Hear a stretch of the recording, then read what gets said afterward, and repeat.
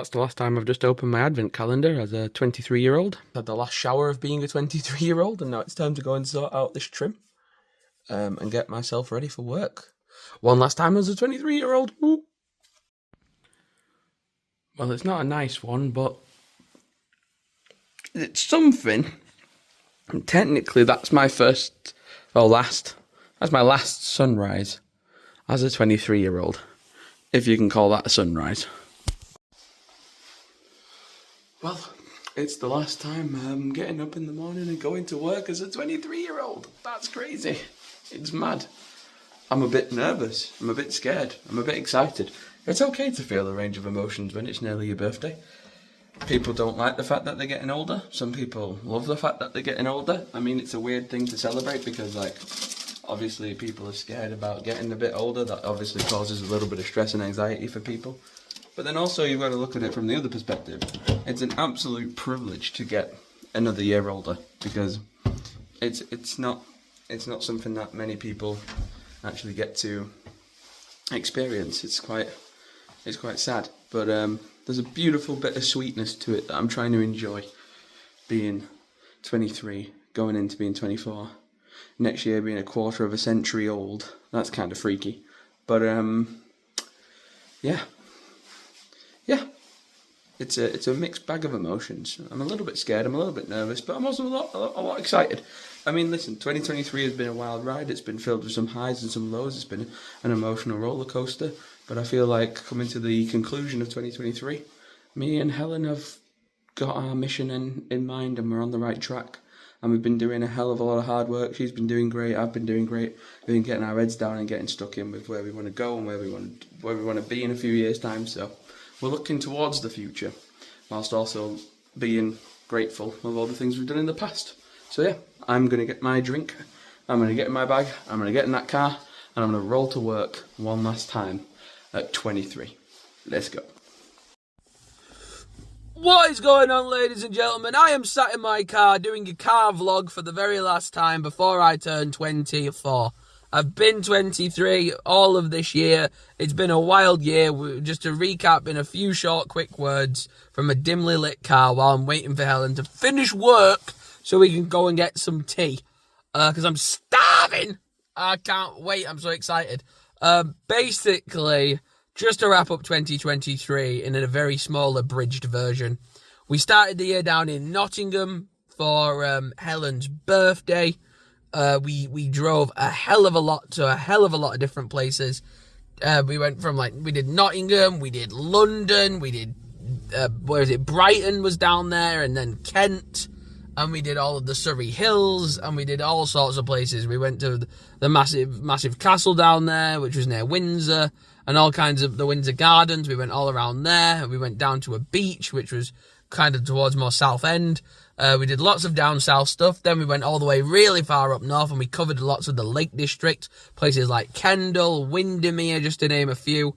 We've been to Huddersfield, Leeds, Nottingham, Sheffield, all these different places, York a few times. We're going back to York again next week, which are at the end of this week, which I'm very excited for. Just a load of travelling because basically I just managed to pass my test at the age of 22, right before turning 23. So really the year of owning the car has been this year, being a 23-year-old with a car, passed, ready to go. And I've worked through the having the L plates and having the pass plates and now having no plates and now just driving confidently and enjoying driving, which I really do. It's a skill that I've really learned over the last few years and I've loved it. It's been a real good adventure thing as well for the content. We can go further afield. We've been to places like Chester, which are so far away, places where getting the train and the bus is just impractical. So we've done lots of travelling in the UK. We've not been abroad this year, which was a financial decision we made to put money towards the next big project, which is hopefully what I'll be speaking about in a year's time from now. But that's the house project. Very excited about that. I've been, working hard. Helen's been working really hard. I've taken on a second job to do 2 jobs at the same time as doing, obviously, a major focus is on YouTube. If a moment comes, a golden opportunity comes where we get a few videos giving us back-to-back bangers of views, I would pull the plug on my other job and just sink my teeth back into YouTube. But whilst obviously saving up for a house is on the bingo card, YouTube is so good because it's growing slowly and it's doing its thing, but it just isn't pulling in the numbers financially that it needs to be a sustainable job. So I had to be the mature adult and go out and get that second job. And I worked myself to the bone. These vlogs have shown this. You can tell when a weekend vlog is versus a weekday vlog is, because obviously you get like woke up at 6:30, pulled into work, you're there for hours, and then you come out and it's dark and there's not really much you can do. But we're taking it as it comes, and we're saving up every penny we get to put towards the house pot, because that's the main objective here. That's the main goal. Being 23, it's been a wild ride. It's been hard. Obviously, my height of my life was sort of, I didn't like being 15. I didn't like being 16. I started to like being 17, 18, 19. I was kind of on a rhythm.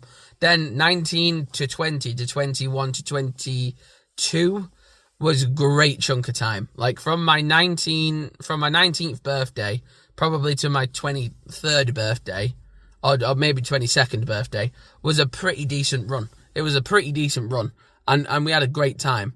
That's been the highlight of my life so far, is my span of years from being 19 to 22.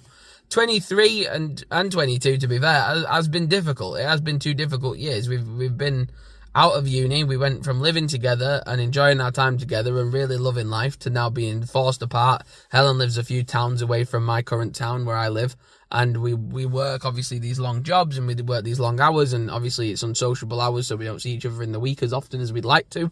I try and squeeze every second of my day into seeing Helen, and she knows that, and she appreciates that to the highest amount possible, and I love her for that. We make things work, because obviously there's people out there who are in long-term relationships who live on the opposite side of the world from each other. I couldn't be one of you guys. My heart bleeds for you, because it's not something I would be interested in doing. It'd be so hard and heartbreaking to not be with that person as much as you can. And I think it hurts more when you look at older couples who have been together for a few married years, and they've or maybe not even married, but they've been together for a few years, and they've started to take each other for granted. They start to have kids, and they start to have houses, and they start to take each other for granted. And it's a horrible thing to see happen, and it happens in my family, happens in your family probably, it happens across the board. It's a sad, heartbreaking reality, but it's true. A lot of people who have that time together and an abundance of it, they take each other for granted. They don't understand the high qualities in each other, and they just look at the little nitpicks. Me and Helen have never had that problem. I think it's because we've seen those types of relationships growing up throughout our lives, and we understand what a good relationship looks like versus a bad relationship, and I certainly do. And I want to give Helen the best relationship she can, because I was lucky enough to be Helen's first ever boyfriend, so obviously it was my responsibility from day dot, really, to give her the best experience possible. And I hope in the time that we've been together I've done that. She tells me all the time, and she does give me positive reinforcement, but obviously at the end of the day, I want to do the best I can, don't I? Because I love her to death, and I think she's the best. And I think, honestly, my life has gone on such a wild roller coaster of trajectory, from being that such a different 16-year-old with such a different 16-year-old brain to now nearly being 24 and actually having some optimism for the future and be excited for the future, because that was never on my cards. That was never what I was up for. You being a young kid, that was never my intention. But to live these years and to be an uncle to 2 gorgeous nieces and 2 brilliant nephews, to have made new friends like Danny and Neve and Lillian, who we went to 6th form with. I would have never have met those guys if it wasn't for sticking around a little while longer. Getting to grow up and have lifelong friends like my friend Todd, who's been my best friend since day one, Jonathan, Chris, Alex, all those people from my primary school, Ross, who's been a childhood friend of mine, meeting friends on the internet who I've gamed with for hours and hours and hours. They're like, I know them better than some members of my own family, and even though I've never seen them in person before, that's the likes of Halo, and my friend Aiden, also known as Sith, who I played Rust with and met him playing Rust. But honestly, 23 years of life, I've had a great crack, and I think it's been a lot of highs, lows, and in-betweens. But ultimately, you go to bed every night, you're grateful for waking up the next day, and you put one foot in front of another, and you take the highs and the lows, and you just try and roll with it and see what happens. At the end of the day, you got to make a sick story, haven't you? You've got to do it. You've got to do it, and you've got to go out and live your life to the best you can.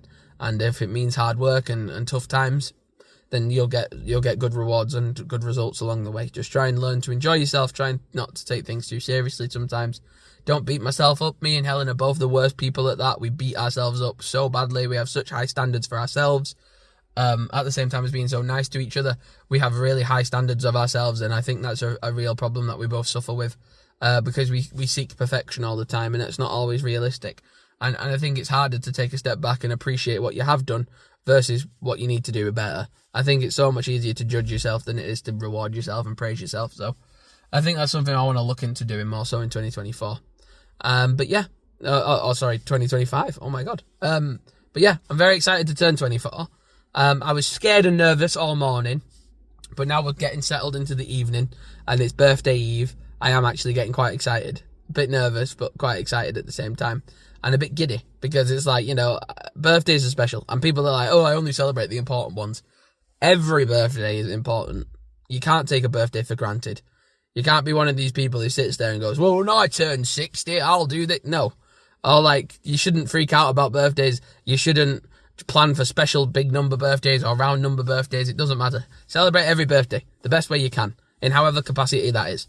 Whether it's watching your favourite film, doing your favourite thing, eating your favourite bit of food, playing your favourite game, having that time to yourself, or even if it's just a couple of moments to yourself to have those, like, pride in yourself for what you've done the last year gone and what you're looking forward to do next year. Some things I'm looking forward to for being a 24-year-old. I can't wait to obviously get more seriously knuckled in with the housing conversations and the housing works and things like that. I'm really excited to do that chapter of our lives. I'm really excited into looking at future plans of like locations in which you're going to live and where we've got a rough idea of where we'd like to live. But obviously, you've always got to do your research. But yeah, there's just so many cool things to look forward to. I'm playing GTA 6, which honestly, I'm so excited for. I can't wait. I'm buzzing. I actually can't wait for GTA 6. I'm actually so giddy about it. It's crazy. To think like this, a year from now, I could be playing it is nuts to me. But I'm a big gaming nerd, so that's it for me. But yeah, I'm going to take my health and my weight and my mental health more serious next year. I'm going to keep trying to remain to be as best as I can be, whilst also remaining fair to myself, because obviously that's important to do. And taking every day as it comes and trying to enjoy the little things and make the most of everything, because as my favourite YouTuber called Tom would say, life is too short and you have to make the most of it. So yeah, I can't wait. I'm smashing it. I'm absolutely excited. I'm buzzing. I can't wait. I'm going to get Helen. We're going to get some food. I'm going to go home. I'm going to get an early night. I'm going to be up extremely early. But I booked the day off work, so I'm fucking buzzing. Get in. I'm so excited. I booked my day off work. I'm so excited. Because like, having a day off in the middle of the week is boss. Like, I just love it. Everyone loves the weekends, but I just love having that little day where you've booked it off and you've got yourself to yourself. I cannot wait. I'm not going to waste it. I'm going to attack it. I'm going to go for it. I can't wait. I'm so buzzing. I'm so excited. But yeah, I'm waiting for Helen to finish work, and then I'm gonna pick her up, and then gonna get some tea, and then I'm gonna film her open a calendar, and or advent calendar, and that'll probably be the end of the video. But yeah, this is 23-year-old Tom signing off. Love to your faces. Thank you for all the support across all the channels, and we're gonna promote them all more in the new year. But I love you guys. Thank you for being here. If you watch any of these vlogs, you're a fucking legend. I love you, because I know not everyone has the time to do it, but if you have taken the time to sit down and watch this video to its completion, or even skip through it a little bit, fucking thank you. You're awesome. I love you. It's been an honour. It's been a privilege. It's been an absolute service. I can't wait to turn 24 and do it all over again, but better. Let's go. Helen is going to conclude the vlog by opening day number 16. Let's see what's inside on birthday eve. Oh. That's not it. That's not it. There's more. There you go. Ta-da! Heads or tails, best of 3, loser buys, you the one across the drink. What? Okay. Helen is going to flip it. Oh wait, we need to call it. No, we need to, no, I know. Tails. I was just going to say, because you're the birthday person, you should call it first, but you just... Tails.